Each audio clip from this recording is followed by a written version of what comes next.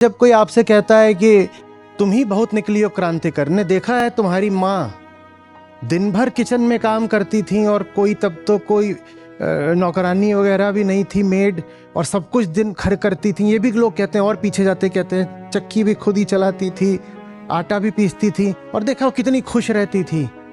ये बात गौरव की नहीं है, ये बात शब्द दीजिए, आप दीजिए।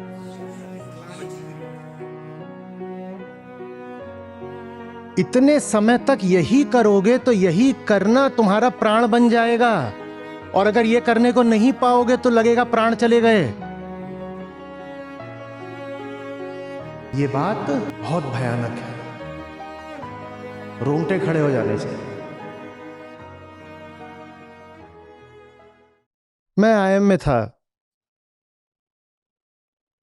एक क्लास थी, वहां पर प्रोफेसर साहब थे हमारे, उनसे मेरा बड़ा खास रिश्ता था।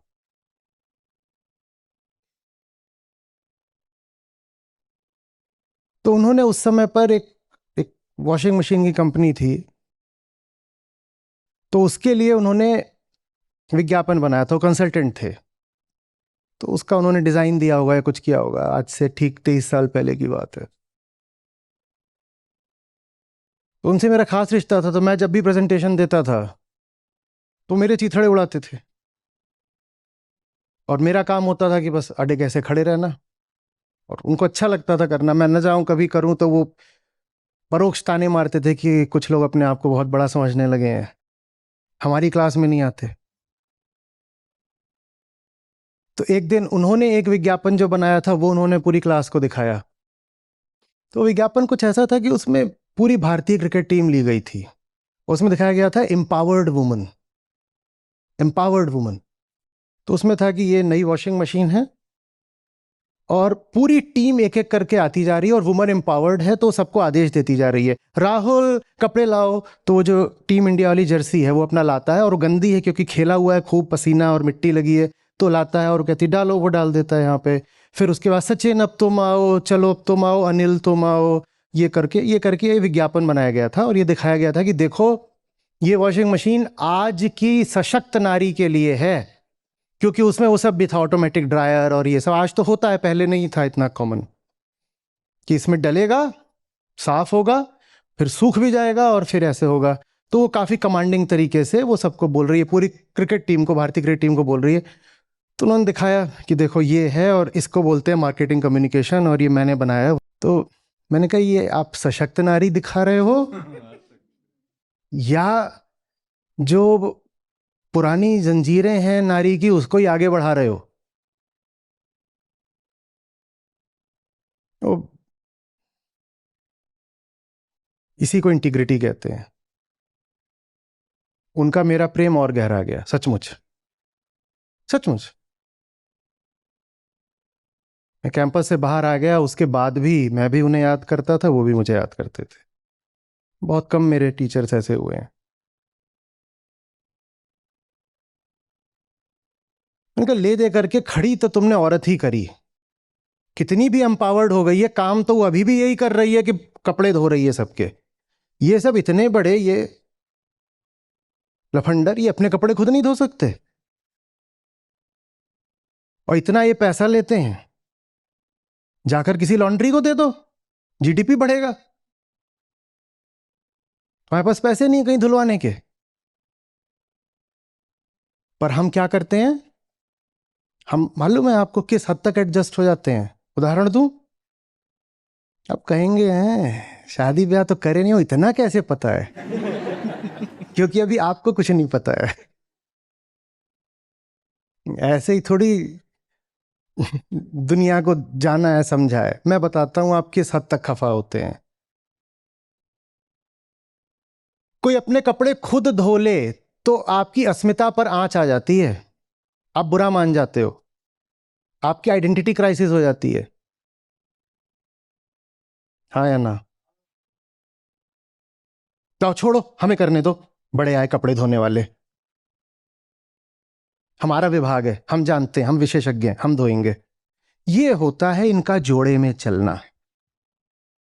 इतने समय तक यही करोगे तो यही करना तुम्हारा प्राण बन जाएगा, और अगर ये करने को नहीं पाओगे तो लगेगा प्राण चले गए। अगर कहा जाए कि कोई यही करता रहा पूरी जिंदगी, अपने 6 दशक 7 दशक की, खाना बनाता था और घर साफ करता था, और देखो उन्होंने कभी शिकायत की क्या? रोंगटे खड़े हो जाने चाहिए। इसलिए भी क्योंकि उनका बहुत बड़ा अंश आप में मौजूद है, क्योंकि लगभग वही शायद अभी हम भी कर रहे हैं।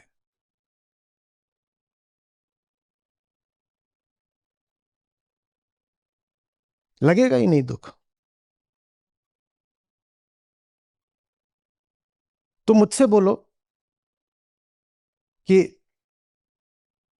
खाना बनाइए 3 समय का, और अब जल्दी से कर दीजिए, 2 घंटे में तीनों समय का निपटा दीजिए। मैं भूखा रह लूंगा, मैं अपने 2 घंटे नहीं दूंगा इस काम को।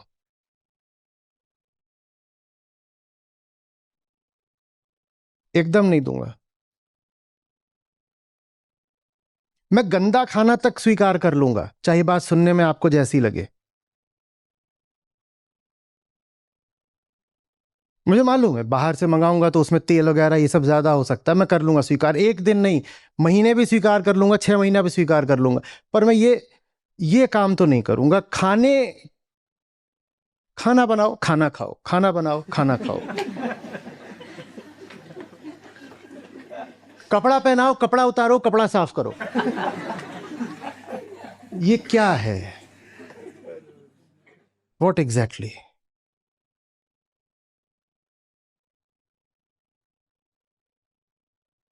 मैं नंगा घूम लूंगा या गंदे कपड़े पहन लूंगा। 6 साल हॉस्टल में रहा हूं,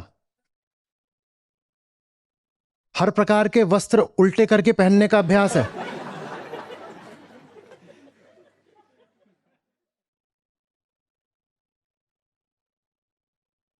ये तो नहीं करूंगा कि दिन में 2-3 घंटे खाना बनाया, फिर खाना निपटाया, फिर टेबल पोछी, फिर बर्तन साफ करे, फिर अभी वॉशिंग मशीन में कपड़े डालने हैं, उसके बाद तार पे कपड़े सुखा रहे हैं, उसके बाद तह करके रख रहे हैं, उसके बाद कुल मिला के दिन में एक बार कलम उठाई है लिखने के लिए कि धोबी को क्या क्या दिया। अरे भाई पढ़े लिखे हैं, शिक्षा का कुछ तो लाभ होगा। ये देखो पूरा लिख के रखते हैं, 8 कच्छे 6 बनियान। ऐसे ही थोड़ी है, बेटी बचाओ बेटी पढ़ाओ। पढ़ लिख के वो क्या करेगी? 8 कच्छे 6 बनियान। बाकायदा लिखेगी भाई, लिटरेट है, इसीलिए तो पढ़ी थी वो। ये हमारी प्राचीन पारिवारिक व्यवस्था को तबाह कर रहा है, ये हमारे घरों में आग लगा रहा है। इसके कारण मुझे गंदे कपड़े पहनने पड़ रहे हैं। तुम्हें गंदे कपड़े पहनने में इतनी तकलीफ हो गई, और वही गंदे कपड़े तुम रोज जिसके सर पे फेंक देते हो कि जाके धो, उसको क्या होता होगा? उसको क्या होता होगा? देखा है घरों की महिलाओं को, थोड़ा पुरानी हो नई भी हो तो कोई फर्क, लेकर के जाओ और बाहर किसी अच्छे रेस्टोरेंट में खाना खिलाओ तो उस खाने की खूब बुराई करती हैं। ये मशरूम बोल रहे हैं, अरे कुकुर मुत्ता है।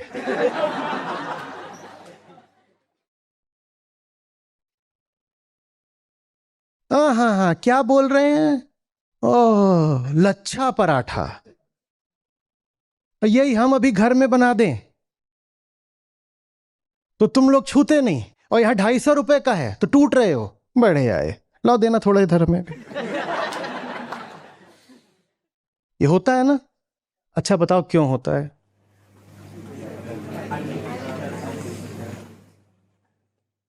वो काम जान बन चुका है, वो काम जान बन चुका है। अब आसमान प्यारा नहीं लगेगा, अब आसमान खतरा लगेगा।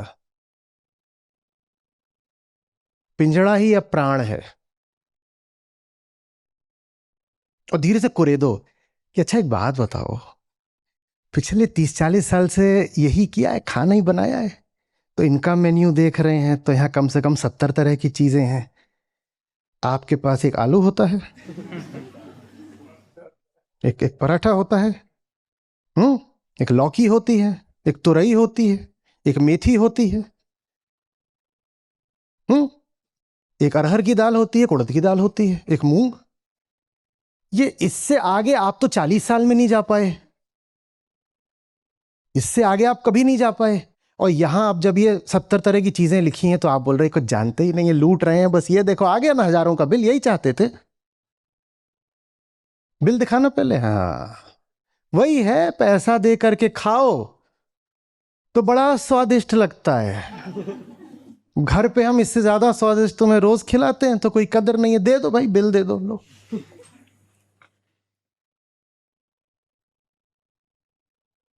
ये सब अनायास नहीं है। आत्मावलोकन का मतलब होता है इन्हीं छोटी छोटी बातों में भीतर की सच्चाई पकड़ लेना कि चल क्या रहा है।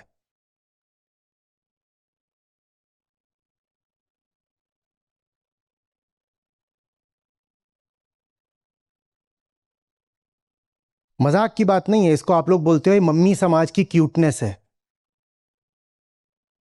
कितने निर्दयी लोग हो तुम। ये मम्मी समाज की क्यूटनेस है, तुमने उनकी जिंदगियां खराब कर दी और इसको बोल रहे हो। कैसे क्यूट बना के बोला है मम्मी समाज। उसको मूर्ख बना दो, उसको कहीं का ना छोड़ो, और फिर जब वो बिल्कुल एकदम निचली चेतना की बात करे तो उसको बोलो ये तो मम्मी समाज है, सारी मम्मियां ऐसे ही तो बात करती हैं, क्यूट है मम्मी मेरी। देखो मेरी मम्मी को फोन चलाना भी नहीं ठीक से आता। मम्मी समाज। हाँ पराठा बहुत अच्छी बना दी, माँ के हाथ के पराठे, माँ के हाथ का गाजर का हलवा। माँ मैं कहीं भी रहूं लौट के आऊंगा तेरे हाथ का गाजर का हलवा खाने।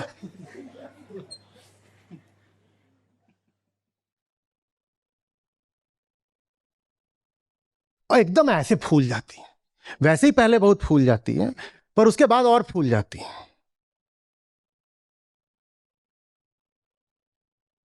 इन सब बातों में प्रेम नहीं है। सतह को खरोच कर हकीकत देखना सीखिए। ये प्रेम की बातें नहीं है, ये भयानक बातें हैं।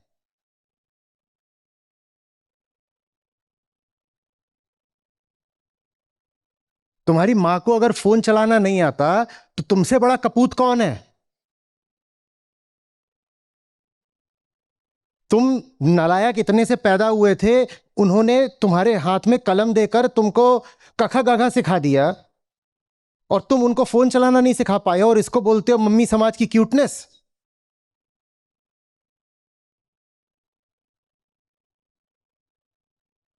रील्स चलती हैं कि वो मां को वीडियो कॉल कर रहा है और मां कैमरा दूसरी तरफ करके बोल रही है, क्योंकि मां को पता ही नहीं है कि कैमरा अपनी तरफ करना होता, फिर अपनी तरफ कर लिया तो मोड दूसरा ऑन कर दिया और वो रील बन रही है, उस पर कॉमेडी चल रही है और अंत में कि मम्मियां तो कितनी क्यूट होती हैं।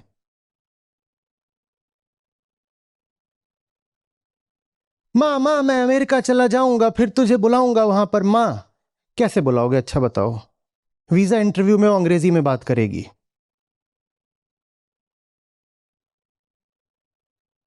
वीजा इंटरव्यू होता है कुछ, उसमें कोई इंटरव्यू माने ये नहीं कुर्सी लगी होती है, वहां एक खिड़की होती है थोड़ी छोटी सी, उसमें से बात करी जाती है 2 मिनट की, और वो वहां बैठी होती है और वो अपने अमेरिकन अंदाज में आपसे बात करेगी। आप कैसे जवाब दोगे, बोलो। कैसे, पुत्र को भेज भी दिया अमेरिका, आप कैसे चले जाओगे, बोलो।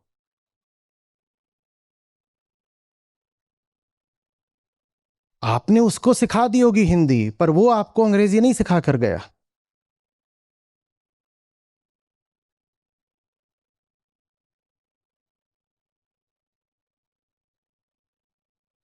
और आप अभ्यस्त हो जाते हो कि नहीं। मैं चाहता हूं कि जिन भी चीजों से अभ्यस्त हो उनको सिर्फ इसलिए चुनौती दो कि अभ्यस्त हो, अच्छा बुरा तो देखो भी मत। कह दो कि अभ्यस्त हूं इसलिए चुनौती दे रहा हूं।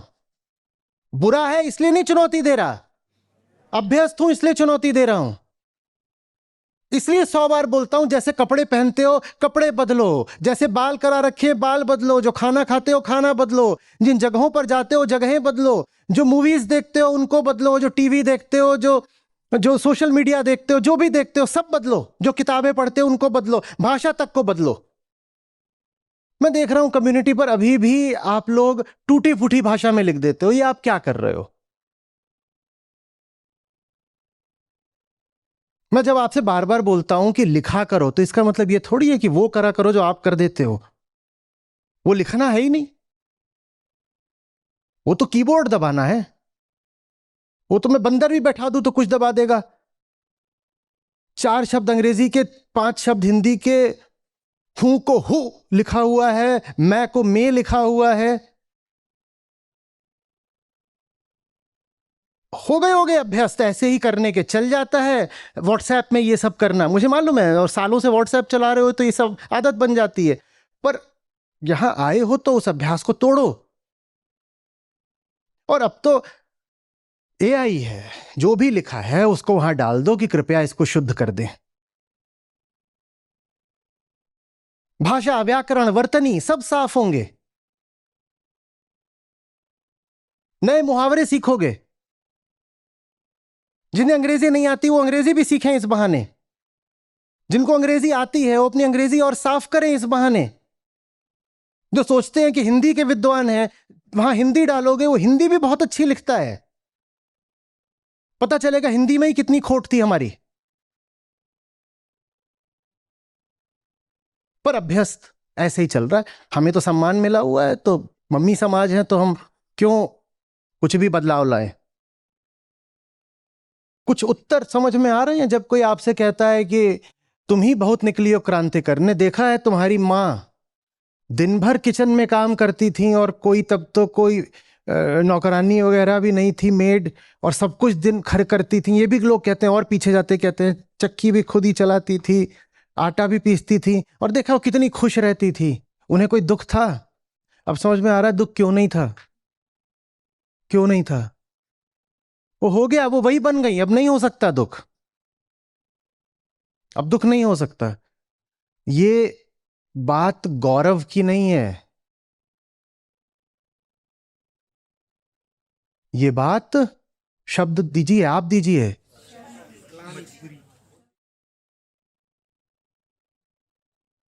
ये बात बहुत भयानक है।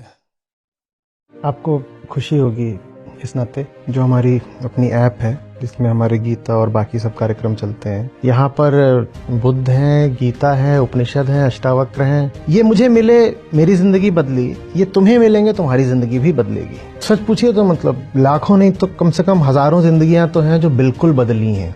2 लाख से अधिक गीता प्रतिभागियों के साथ जुड़े आचार्य प्रशांत ऐप पर पहला महीना बिल्कुल फ्री गीता मिशन का पूरा एक्सेस। ऐप पर आपको मिलेंगे नियमित लाइव सत्र, हर दिन आचार्य प्रशांत के विशेष संवाद, गीता कम्युनिटी का एक्सेस, गीता परीक्षा, चयनित समाचार, ऑडियो बुक्स, कोट्स और भी बहुत कुछ।